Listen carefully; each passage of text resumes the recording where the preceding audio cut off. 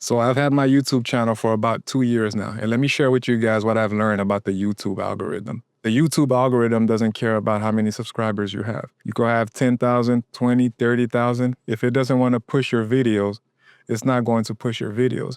And here's what I learned. So when I first started the channel, I wanted to make videos to give you guys some tips, right? On how to fix your own cars, a combination of what's relevant and then what you guys will find useful. Of course, I got a number of topics I could be talking about, but I try to find, somewhere in the middle where you guys can benefit and then I don't put you guys to sleep at the same time. So that's one side. The other side is YouTube algorithm. Sometimes you could spend hours editing a video and then you only get a few hundred views, which is not the goal you're looking for. So if you're gonna create a YouTube channel, make sure you already have it in your mind that, hey, I don't care if I make money on this, I just wanna make videos to help people. And once you get that out of your mind, the idea that, hey, I'm starting a YouTube channel to make money, you'll find it a lot more beneficial and enjoyable making content. Some people, it's not for everybody. Some people will get tired and burned out quick. Some people will hate it, but some people like me, I actually love making content. So anyway, the main thing is make content because you want to help people, not because you want to get rich. So that's one side to YouTube. But the other problem is you could spend hours editing a video. And then after you release it, the views are not what you're expecting. So that could be a big letdown. So a lot of people get burnt out and discouraged, and then they stop making YouTube videos altogether. But me, I'm already a mechanic, by day. So to film the content, it doesn't take much effort because I'm already doing the work. It's not like I'm just getting up just to try to make YouTube videos. I'm actually going to work. And while I'm at work, I say, hey, this is a video that I think the public might benefit from. So I cut on the camera, come back home, and then try to chop it up and then release a video for you guys. And then it all depends. Like, for example, the majority of my subscribers are, from Tundra videos. Anytime I make a Tundra video, the views are higher than usual. And, the YouTube algorithm and the YouTube app itself monitor all those stats. So the minute I drop a Tundra videos, I see that the views are a lot higher than normal. With a YouTube automotive channel, by now I realize what videos they want me to make. I realize if I make a how-to Tundra video, it doesn't matter.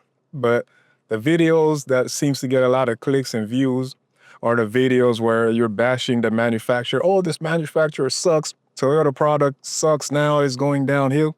If I were to make videos like that, guys, I guarantee you'll see a jump, an increase in my views.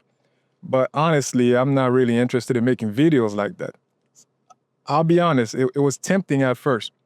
I'm like, man, I see all these guys making all these videos bashing Toyota. Oh, look at all these trucks outside. Look at all these Tundras and all these cars on the lot Toyota can't sell. And next thing you know, these guys are doing crazy views, man. Numbers are up. And I'm sure, that's what they're making a YouTube channel for. But for me, I realize if I were to make that kind of content, not only would I get tired of it, I'll almost feel like I'm cheating you guys. Like, I don't see any real value in making content about Toyota products not selling, or this manufacturer sucks, this new line of cars coming out are horrible. But the algorithm likes that. So that's why those guys on YouTube keep making those kind of videos. So me, I try to find something you guys can benefit from and then make a content out of that idea. If I feel like it's some kind of relevant information, something new that was just released, or something that's a common problem that you guys can benefit from at home, those are the videos that I try to make. And you guys want to be careful too, viewing those kind of videos. Dealership lots are supposed to be full of cars. Never in my life, all my years of working at a dealership, have I seen a dealership lot empty. It's not supposed to be empty, guys. You're supposed to be able to go to the dealer, find a variety of options, grades and packages. Oh, you want an LE? No, you don't want an LE in this color? Okay, we have an XLE in that color. Oh, you want the Blizzard Pearl color? Okay, we have an XSE, we have a SE. So the lot's supposed to be full of cars. Managers want that, guys. No dealership manager or GM wants a dealership lot empty. It may look like, okay, you're selling a lot of cars, that's why there's little inventory, but that's not what they want. All the dealerships I've worked at, they want the parking lot full of inventory. The only time we had a empty lots is when we had the chip shortage, right around COVID time. So don't get it confused, guys. Dealership lots are supposed to be full and packed full of cars. So if I cut on my camera and just go outside and show you all the line of cars that we have outside, it doesn't really tell you anything. You don't know if that's the same truck that's been sitting there. You don't know how long it's been there. So it may look like the dealership's not selling, but really, that's how the lot's supposed to look. But like I said, it was tempting at first, man. Every once in a while, I'm like, man, I spent all this time editing this video, capturing the footage on a how-to video, and then, the views doesn't even come close to if I were to make a video showcasing all the cars sitting on the lot, all the discounts that's happening.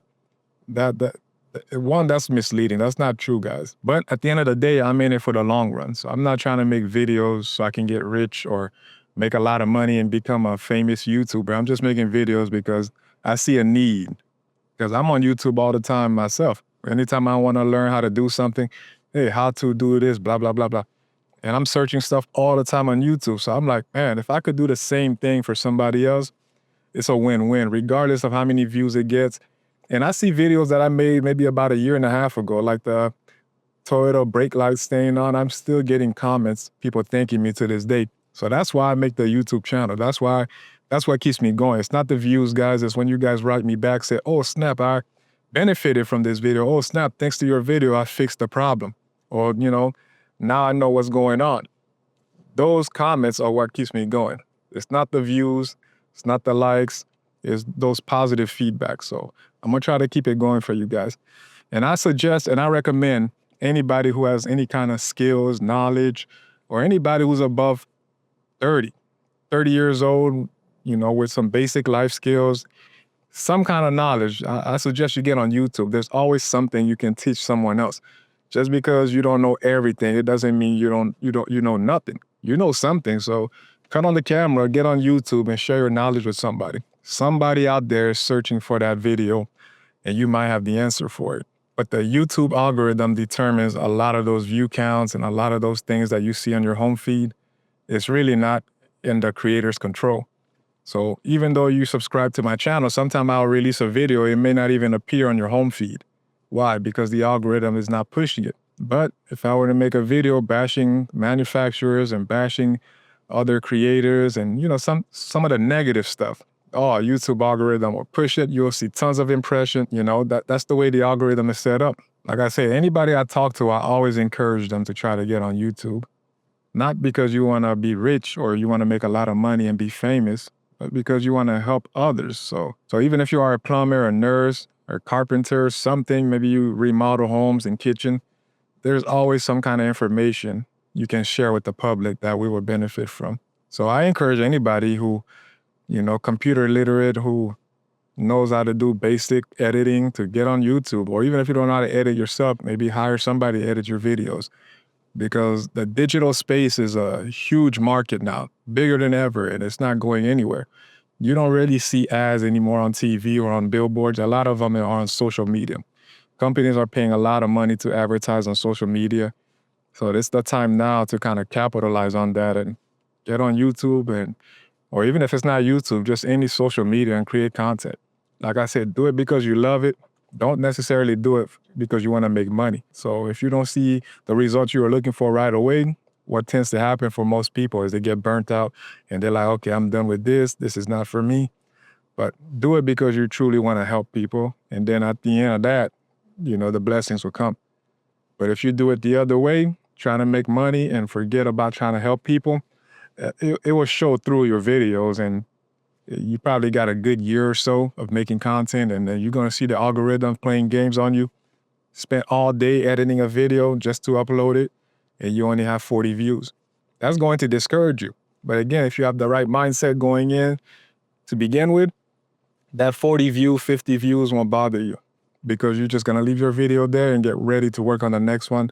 Again, so the audience can benefit from it. So that's what I got for you guys. Since the 2 years that I've been on YouTube so far, that's what I pretty much learned with the algorithm.